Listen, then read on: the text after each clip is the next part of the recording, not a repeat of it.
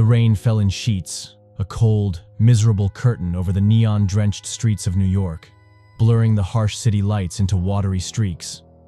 Inside a rattling taxi, Liam and Chloe were a cocoon of youthful exuberance, their laughter a bright, defiant sound against the dreary night. They'd spent hours at a loft party in Bushwick, celebrating Chloe's promotion, their clothes a little rumpled, their breath smelling of cheap champagne and a thrilling, reckless joy. It was past 3 a.m., and the city felt like a vast, indifferent beast, indifferent to their fleeting happiness. "Almost there, see," Liam mumbled against Chloe's hair, pulling her closer, his voice thick with affection and residual alcohol. He pointed through the rain-streaked window to a towering Gothic building that seemed to claw at the sky, its facade a dark, brooding mass against the lighter gloom. It looked like something from another era, a stone gargoyle amidst the sleek glass and steel towers that surrounded it. They stumbled out of the cab, paid the driver, and headed for the imposing oak doors, giggling as Chloe nearly tripped on the wet pavement. A gaunt old man, the doorman, stood hunched beneath the ornate stone archway, his uniform a size too big, his skin a roadmap of wrinkles etched by countless long nights. His eyes, though, were what caught Chloe's fleeting attention. Pale, almost milky, and they seemed to hold a vast, ancient weariness that went beyond mere fatigue. He pushed open the heavy door, revealing a cavernous, dimly lit lobby with high ceilings and a faint, musty smell, like forgotten books and stale air. "Good night, sir, ma'am," he rasped, his voice like dry leaves scraping on pavement, strangely devoid of emotion. His gaze lingered on them for a beat too long, a strange, knowing flicker in those faded eyes. "Just be careful with the elevator. It's a bit tricky after dark. Takes a mind of its own sometimes, especially with young couples." He let the last words hang, a low, almost sorrowful murmur. Liam, already pulling Chloe towards the elevator bank, oblivious to the deeper meaning, offered a dismissive wave over his shoulder. "Thanks, Grandpa. We'll be fine. Just a quick ride up to 20. They were too caught up in their own bubble of post-party euphoria, their minds already a blur of kisses and whispered promises, to truly register the old man's unsettling tone or the peculiar glint in his eye. The elevator doors, heavy brass and dark wood, slid open with a groan that seemed to echo through the unnatural silence of the lobby. Inside, the space was an odd blend of old-world opulence and stark modernity. Ornate brass-plated walls gleamed faintly under the soft, diffused light of a central chandelier, reflecting their distorted figures. But directly above the gleaming brass buttons, a newly installed digital floor counter hummed with a soft, green light, a jarringly bright anomaly in the otherwise antique setting. It looked suspiciously new, out of place. As the doors closed with a heavy thud, sealing them in, Liam pulled Chloe into a deep, lingering kiss. The world outside melted away, replaced by the intimate confines of the elevator car. The elevator hummed, a low, almost imperceptible thrum that vibrated through the floor beneath their feet, a gentle rhythm accompanying their growing passion. It was a smooth, seemingly effortless ascent, and they barely noticed as the seconds bled into minutes, their kisses growing more fervent, their hands exploring with a desperate urgency. The air grew thick with the scent of Chloe's jasmine perfume and the musky aroma of Liam's skin, a contained fire in a confined space, a world reduced to the immediate, tangible thrill of each other. The faint green glow of the floor counter was an unnoticed sentinel in their escalating passion, a silent, mocking witness. Liam's hand traced the line of Chloe's jaw, his lips moving from her mouth to her neck, leaving a trail of warm kisses. You taste like trouble," he murmured, his voice husky. Chloe giggled, arching her back against him. "Only if you're looking for it." She felt the gentle sway of the elevator, the steady upward movement, a pleasant sensation. But then, a subtle, almost imperceptible shift. The hum seemed to deepen, a lower frequency, a vibration that felt less like machinery and more like something else. Then, a sudden, jarring cold pierced through the heat of their embrace. It wasn't just a draft, It was a bone-deep chill that seemed to seep from the very walls of the elevator car, an unnatural cold that gnawed at their skin. Chloe shivered, pulling back slightly, her eyes wide, unfocused for a moment as she tried to shake off the strange sensation. She looked at the digital display, and her heart gave a sudden, painful lurch. "Wait, Liam, are we still going up?" she asked, her voice a little breathless, the playful edge of her earlier tone replaced with a tremor of unease. Her eyes were fixed on the furiously blinking numbers. He chuckled, trying to pull her back in, his lips seeking hers again. "We're just getting started, baby. Don't tell me you're getting cold feet now?" He laughed, a light, teasing sound, oblivious. "No, really," she insisted, her voice sharp with a rising panic. She pushed him away firmly, her gaze finally, truly fixed on the digital display. It wasn't just humming anymore. It was a furious, silent blur of numbers, ticking upwards at an impossible, dizzying rate. 98, 100, 110, 120, 130. Liam's playful smile faltered as he followed her gaze. His eyes widened, his jaw slacked. "What the?" "But the building only has 20 floors," she whispered, the color draining from her face, her eyes fixed on the impossible numbers. Her voice was thin, almost lost in the sudden, echoing silence that had descended upon them. "Liam, what is happening? Is this some kind of joke?" A cold dread, far deeper than the physical chill, seeped into the elevator, replacing the warmth of their earlier embrace with something raw and terrifying. Liam, his own mind trying to catch up, stared at the display, then back at Chloe's ashen face. He tried desperately to find a logical explanation, a technical glitch, anything to make sense of it. "It must be a malfunction," he said, forcing a laugh that sounded hollow even to his own ears. "Just a glitch in the display, that's all. A bad wiring job. Or maybe we're in some other building's elevator that somehow connects?" He knew how ridiculous it sounded, but his voice lacked conviction, the tremor in his hands betraying his growing panic. The cold deepened, a creeping tendril of ice that snaked its way into their bones, a frigid whisper against their skin. Goosebumps erupted on Chloe's arms, even through her thin party dress. She rubbed them, trying to generate some warmth, but it was useless. "Liam, this isn't funny anymore. We need to get out." They began to frantically press the buttons. "Door open!" Liam yelled, hammering the brass plate. Nothing. The button remained stubbornly unlit. Chloe tried the alarm button, pressing it repeatedly, her finger aching. A faint, almost inaudible click was the only response. No bell, no flashing light, no sign of life from outside. They tried every single floor number, slamming their palms against the brass, but they all remained stubbornly dark, an indifferent, mocking silence. The elevator continued its relentless, silent climb, the only sound the furious, impossible ticking of the numbers on the display, a ticking that seemed to resonate in their very skulls. 145, 150, 158, 165. Liam's mind raced, desperate to latch onto a rational explanation, anything to escape the chilling reality. Had they entered the wrong building? No.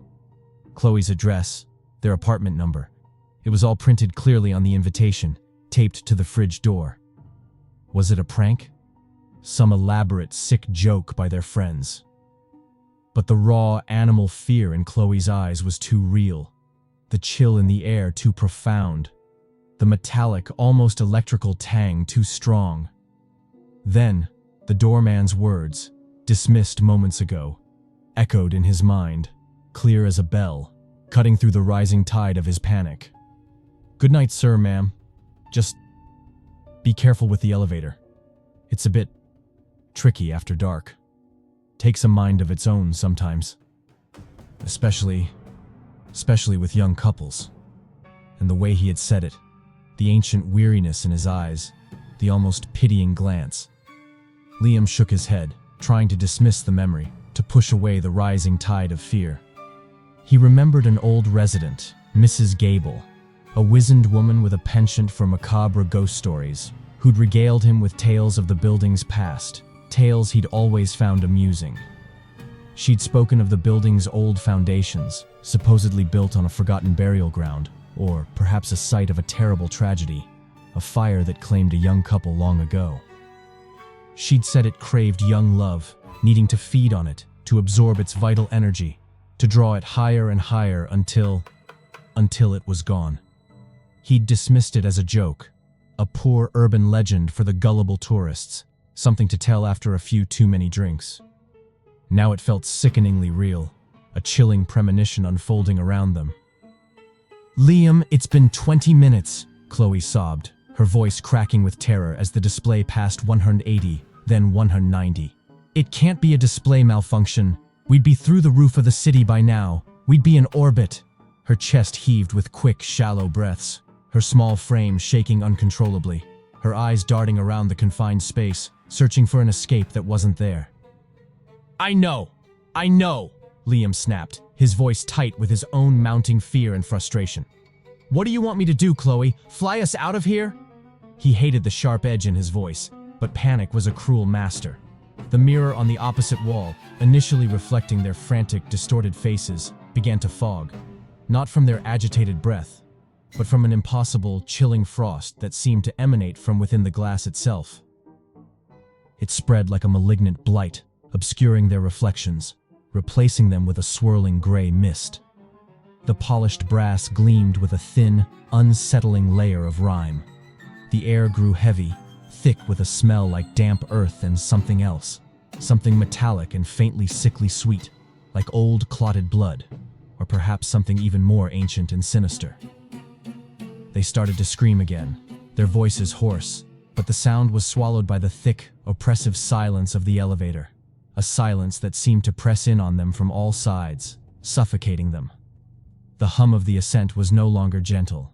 It had become a low, resonant drone that vibrated in their teeth, in their very bones, a living, hungry sound that seemed to thrum with malevolent intent. "Please, Liam!" Chloe whimpered, tears streaming down her face, her voice barely a whisper. She clawed at his arm, her nails digging into his skin. "Do something! Please, Liam, do something! I can't breathe!" The frustration and fear boiled over inside of him, turning his logic into a frantic, animalistic rage. He felt utterly helpless, powerless to protect her, to stop this insane, impossible ascent. His fists clenched, trembling with impotent fury. He let out a guttural scream of his own, a raw, desperate sound that tore from his throat, echoing weakly in the confined space. He hammered on the brass doors, then kicked them with all his might, the impact rattling the entire car, sending shivers through the metal. "Stop!" he roared, a primal cry of defiance against the unknown force that held them captive, against the encroaching dread. "Let us out! Let us the hell out!" And just like that, with a soft, almost polite shudder, the elevator came to a gentle, silent halt. The humming died, replaced by an even more terrible, expectant quiet. The sudden cessation of movement was almost as terrifying as the endless ascent. They stood frozen, holding their breath, their hearts pounding in their chests like war drums, the only sound the frantic thrumming in their own ears, the ragged gasps of their breath. The doors slid open, but there was no hallway. Only a solid, unforgiving brick wall, rough and mottled with patches of dark, crumbling mortar, as if the elevator had stopped between floors. The dim, sickly green light from the cabin cast a weak, ghostly glow on the ancient, dusty surface. A single dark crack, impossibly wide at its base, snaked its way up the wall, disappearing into the unseen darkness above, like a vein of a monstrous, sleeping thing. The crack seemed to pulse faintly, almost imperceptibly, with a deeper shadow, as if something moved within it, just beyond their sight. The air beyond the open doors was still, dead, utterly devoid of life or sound. Liam collapsed to his knees, a strangled whimper escaping his lips, his hands shaking violently, his eyes wide with a horror that transcended anything he'd ever imagined. He scrambled back against the far wall of the elevator, trying to put as much distance as possible between himself and the dead end, the gaping maw of the unknown. Chloe cried, a raw, heartbroken sound that echoed in the tiny space, her body racked with tremors, her shoulders shaking. She buried her face in her hands, her despair a palpable entity in the frigid air, a physical weight in the small space. The silence pressed in, heavy and suffocating, broken only by Chloe's desperate sobs and Liam's ragged, terrified breathing. A single cold drop of condensation dripped from the ceiling, landing with a disproportionately loud plink on the brass floor. Then, with a slow, deliberate creak that seemed to last an eternity, the doors slid closed again, sealing them back into the chilling embrace of the elevator. The light above them flickered once, then settled into a dimmer, more malevolent glow, bathing the small space in an unnatural, sickening green. The air grew even colder, the smell of damp earth and blood stronger. After a few reluctant seconds, the digital display flickered again, the impossible floor number vanishing into static. In its place, stark and undeniable, two words appeared, glowing with a chilling, triumphant finality. Time to go down. A beat later, the message changed, replacing the first with another, even more terrifying decree, glowing brighter, almost pulsing with malicious glee. You're ours now. The air grew heavy, laden with a palpable sense of triumph, of ancient hunger finally sated.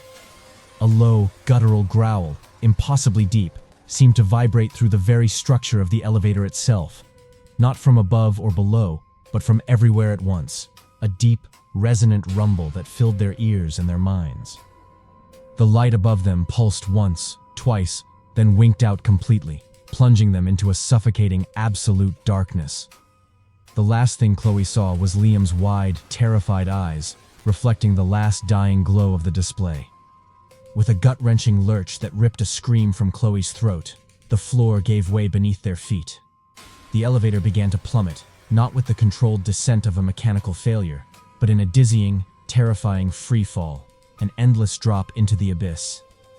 The air screamed past them, a phantom wind in the enclosed space, and the sound of tearing metal and straining cables filled the void, a cacophony of destruction, a symphony of their demise. Their bodies were slammed against the walls, tossed and turned, every bone rattling, every muscle screaming in protest, their screams ripped from their lungs by the impossible speed. It was an endless, sickening drop, accelerating into the black.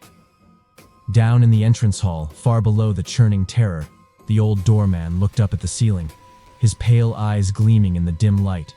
A slow, knowing smile spread across his face, revealing teeth that were too sharp, too yellow, too numerous. He brought a gnarled hand to his lips and whistled a quiet, mournful tune, a lullaby for the damned. Then, with an abrupt, bone-jarring thud, the elevator returned.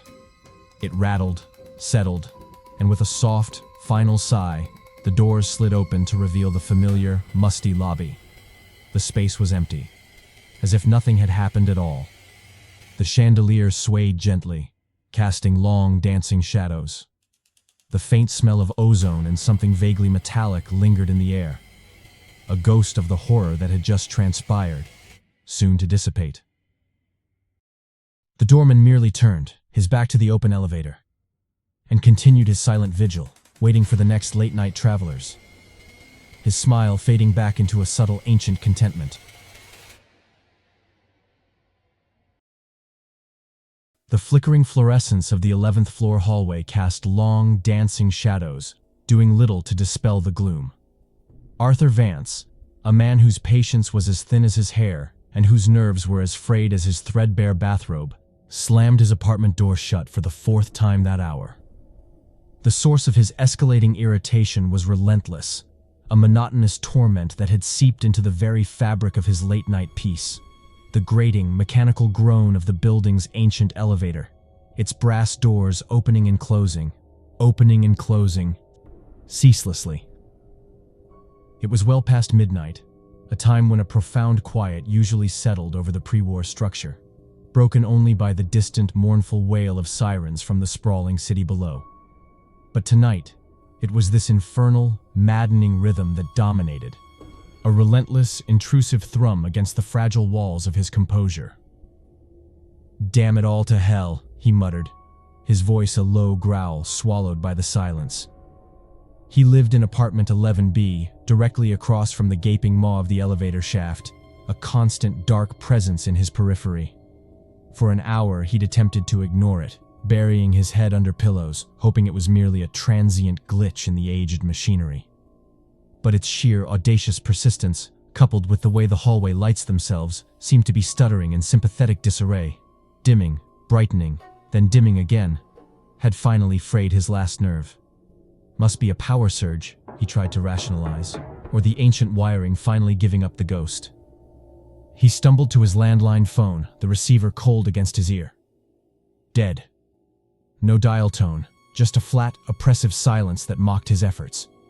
He fumbled for his cell phone, its screen glowing dimly in the dark room. No service.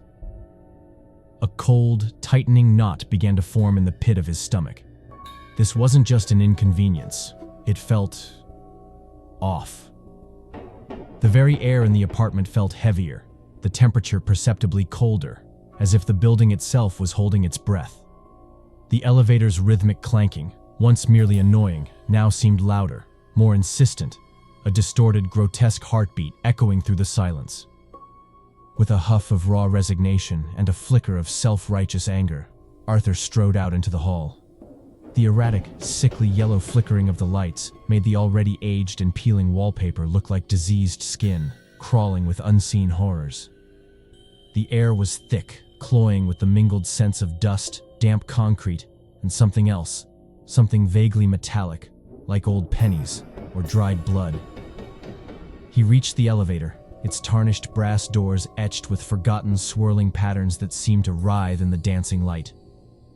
He pressed the call button. Nothing.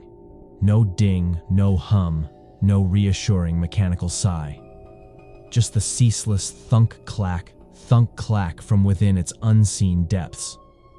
He peered into the narrow, lightless gap where the doors met. Utter, impenetrable blackness stretched into the shaft. He reached out, his fingers brushing the surprisingly cold metal. Was it stuck open on another floor? Was someone playing a cruel, protracted joke? He pressed the call button again, harder this time, his thumb digging into the worn plastic. Still nothing. His irritation, once paramount, now warred violently with a rapidly escalating sense of dread. He had to make it stop. He just had to. It was driving him insane. He grabbed the outer door handle, gritting his teeth, and yanked. The old brass shrieked in protest, a sound like a tortured animal that echoed unnervingly down the silent hall. The inner accordion gate, a rusted relic of a bygone era, was already ajar. Without thinking, his anger overriding any nascent fear, Arthur stepped inside the dimly lit box. A single naked bulb in the ceiling cast a faint, sickly yellow glow that barely cut through the gloom, illuminating the scuffed linoleum floor and scratched metallic walls. As soon as his second foot crossed the threshold, a heavy, unseen mechanism whirred, and the doors slammed shut behind him with a deafening clang that rattled the entire car, sending vibrations up his spine. Panic, cold and sharp, seized him. He spun, his hand flying to the open door button, slamming his palm against it repeatedly. Nothing. The button remained dark, inert, a dead eye staring back at him. He frantically jabbed at every floor button, 1 through 16, his fingers a blur of desperate motion. The buttons remained stubbornly unlit, lifeless. He tore at the emergency phone, a heavy plastic relic from an earlier decade, and held it to his ear. Static. Just the desolate hiss of dead air, a mocking white noise against his roaring heartbeat. No signal. He slammed the receiver back into its cradle with a desperate curse. He punched the alarm bell, a small, red button. A pathetic, choked cough of a sound emerged, barely audible, then utter silence. The elevator was a tomb, a sealed, steel coffin. He gritted his teeth, adrenaline flooding his system, urging him to fight, to escape. He kicked the doors, the impact sending a jarring pain up his leg.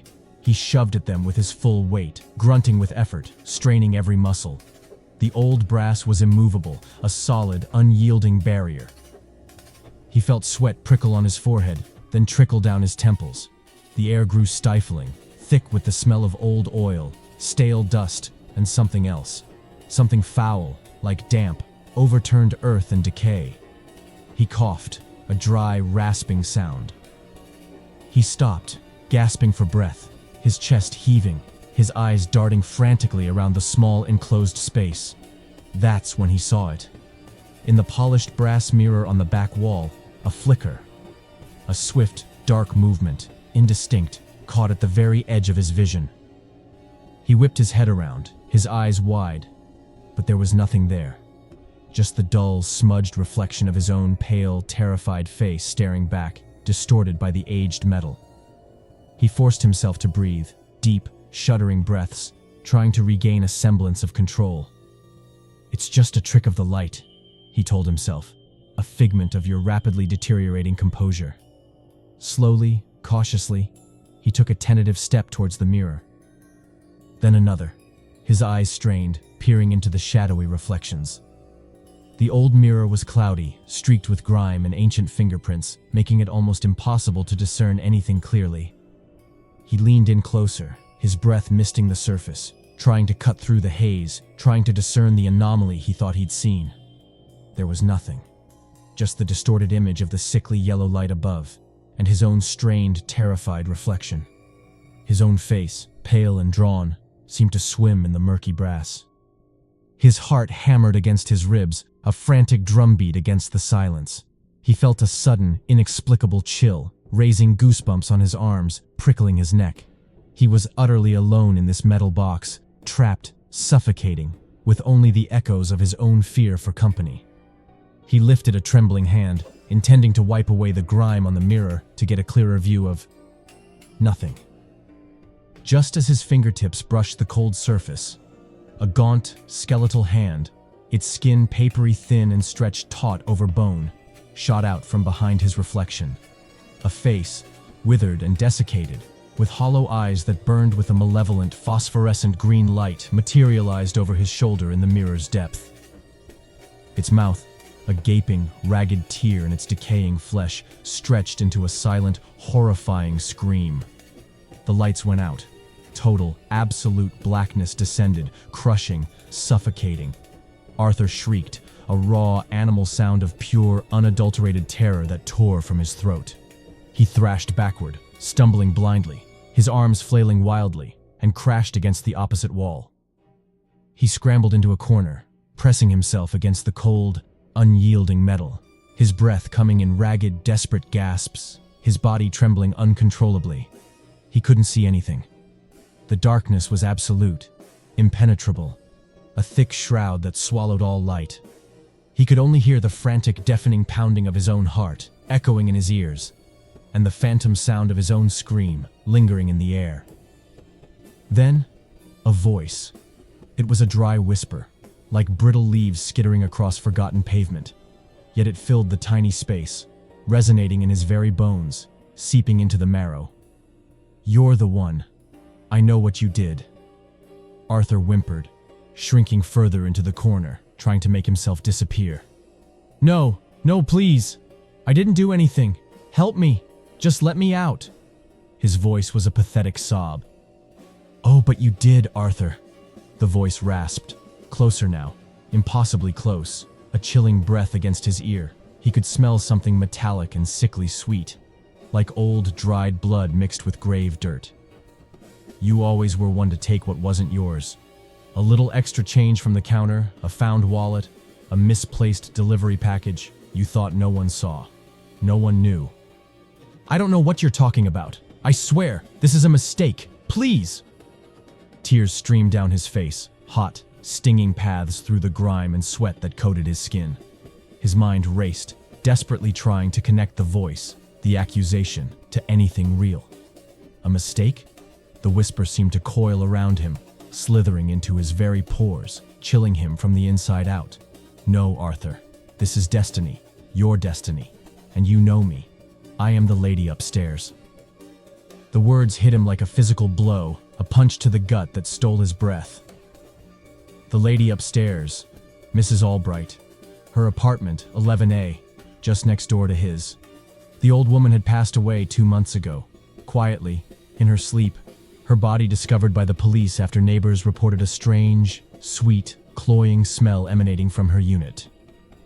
Arthur, always one to keep an ear to the ground, to glean every scrap of gossip, had known about her extensive antique collection, her valuable heirlooms, whispered about among the building's few remaining long-term residents.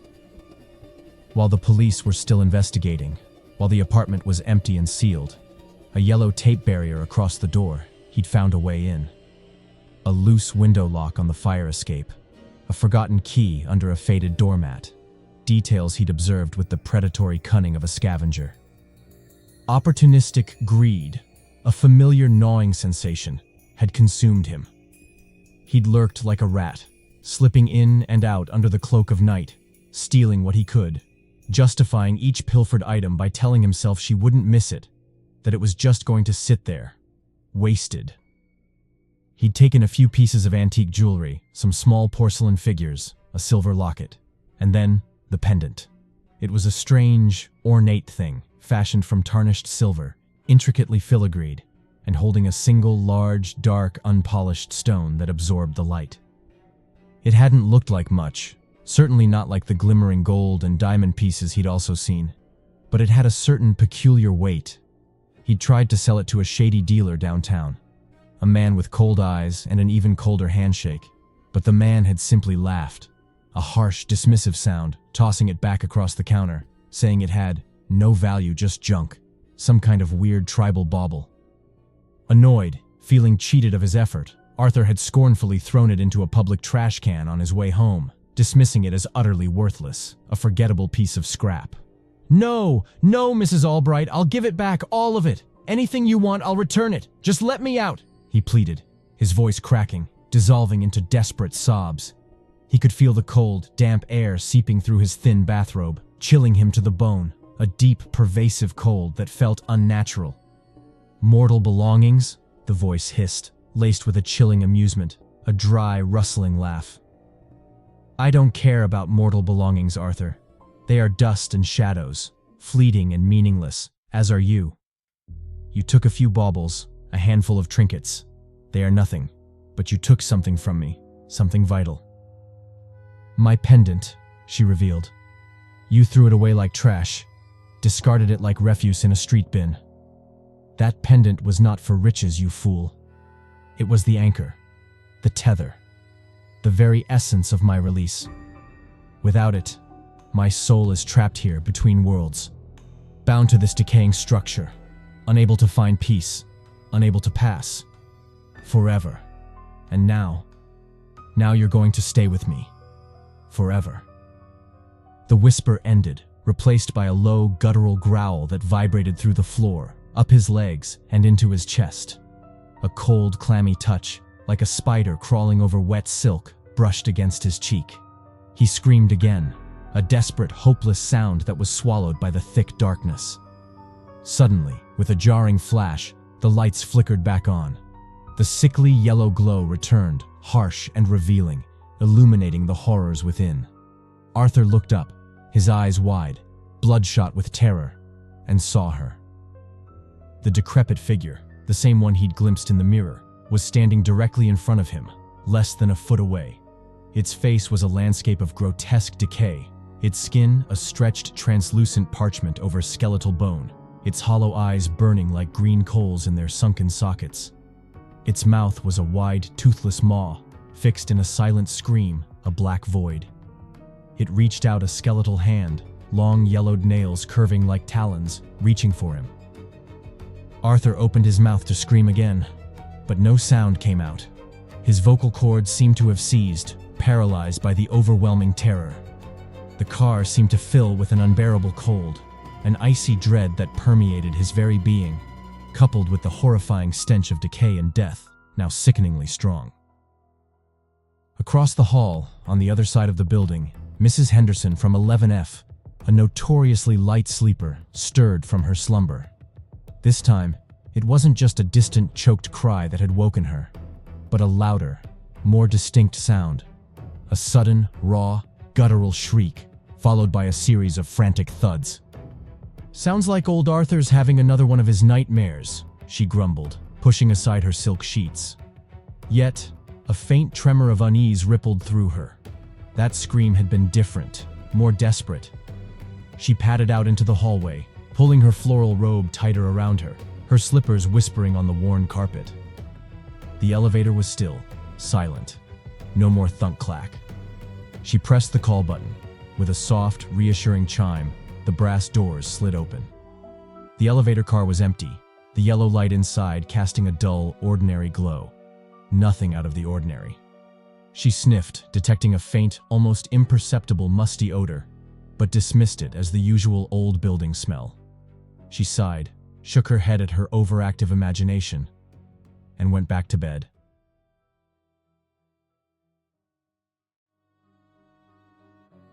The last rays of a blood-orange sun, thick as congealed blood, oozed over the jagged teeth of the New York skyline, painting the concrete canyons in shades of bruised purple and festering gray. It was into this encroaching gloom that the battered van, emblazoned with the ironically cheerful logo of reliable elevator maintenance, rumbled to a halt before the Alistair.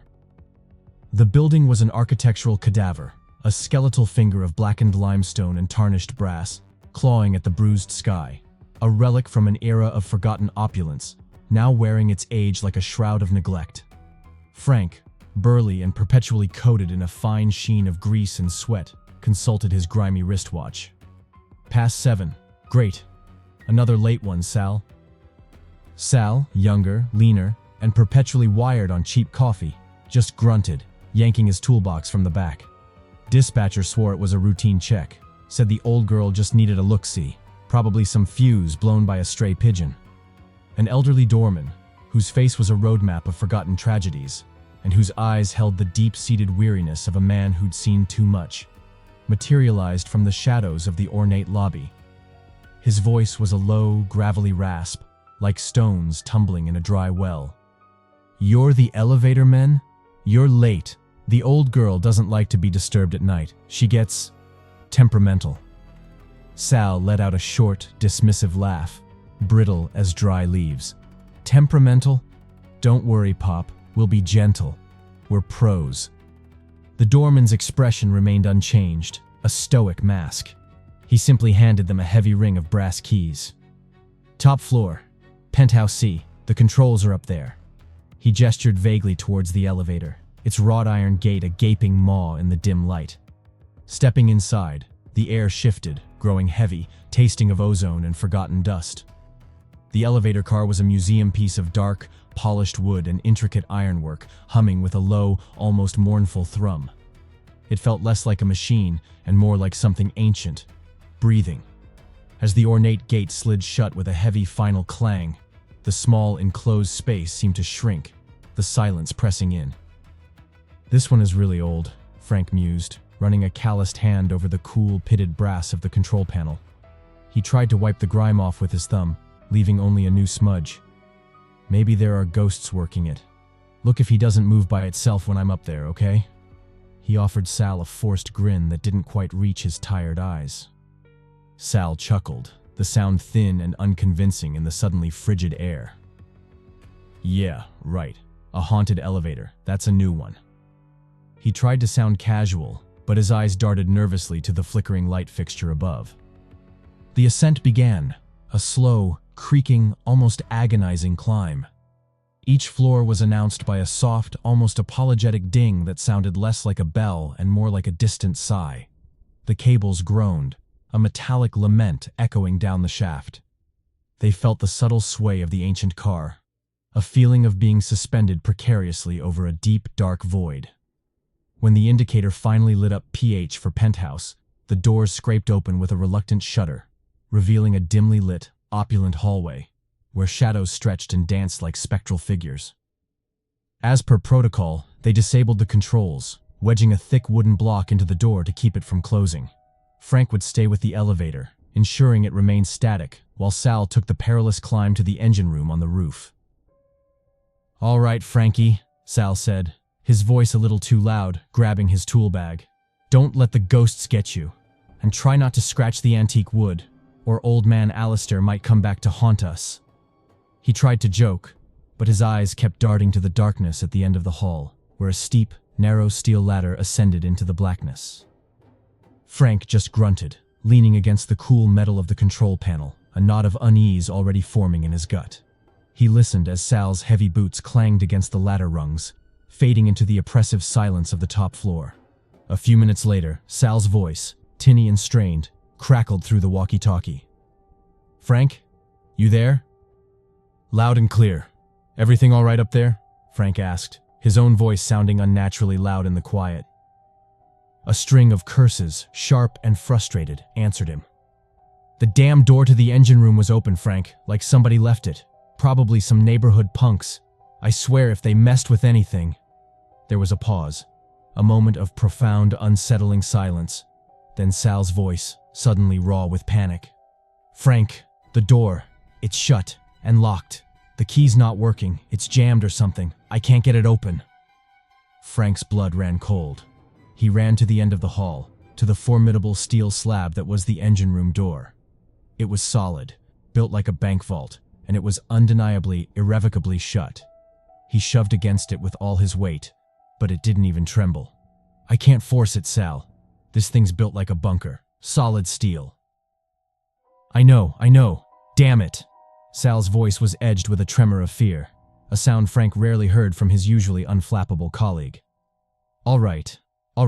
I have an idea. It's crazy, but it might work. I'll go down the shaft to the elevator. It's only a few feet. I can use the emergency hatch on the car's roof to get in. Just don't do anything, Frankie. Don't let that elevator move. Not an inch, you hear me? Promise me." "Got it, Sal. I won't move it," Frank answered back, a desperate promise. He hurried back to the elevator, his heart hammering against his ribs. He gripped the control panel as if his life depended on it, trying to anchor the massive machine with his sheer will. "I'm back at the car. All clear, Sal." The descent down the shaft was a chilling ballet of sheer terror. Sal, his breath rasping in the stale air, carefully navigated the greasy cables and cold steel, his headlamp a solitary, trembling eye cutting through the oppressive, absolute darkness. Every scrape of his boots against the guide rails, every shudder of his harness, echoed grotesquely in the narrow space, magnified and distorted, as if the shaft itself was exhaling. The vast, empty void below him seemed to yawn open, a silent promise of a swift and brutal end if a single hand slipped, if a single footing failed. He could feel the sheer drop beneath his dangling feet, an invisible monster waiting to swallow him whole. The thick, oily cables felt unnervingly cold, almost clammy against his gloved hands. He finally reached the roof of the elevator car, his hands slick with a mixture of sweat, grime, and something else, a cold, prickling dread. He landed with a soft thud, the entire car seeming to sigh under his weight. "I'm here, Frankie. Open the hatch. It's locked from my end." Frank fumbled with the latch from his side, his fingers clumsy with fear, but it wouldn't give. "It's stuck. Push from your end, Sal. Hard." They struggled, a frantic, desperate pantomime of pushing and pulling against the unyielding metal, their grunts and curses the only sounds in the suffocating silence. Below Sal, a faint, almost imperceptible tremor ran through the elevator car. Then, a new sound, a low, grinding moan that vibrated through the very bones of the building, rising from the depths of the shaft. The elevator car began to move. "Frank! What are you doing? Stop it! Stop it now!" Sal screamed, his voice raw, ragged with abject terror, his face, dimly visible through the hatch, contorted in a mask of disbelief and horror. "It's not me! It's not responding!" Frank yelled back, his hands flying over the dead control panel, frantically hitting every button, pulling every lever. The doors remained sickeningly open, a wide, grinning mouth, and he watched in horror as the opening to the top floor was slowly, inexorably replaced by the cold, unforgiving, monolithic wall of the shaft. The floor indicator lights, which should have been frozen at pH, now glowed with a malevolent R for roof. The elevator was going up, slowly, agonizingly, inexorably.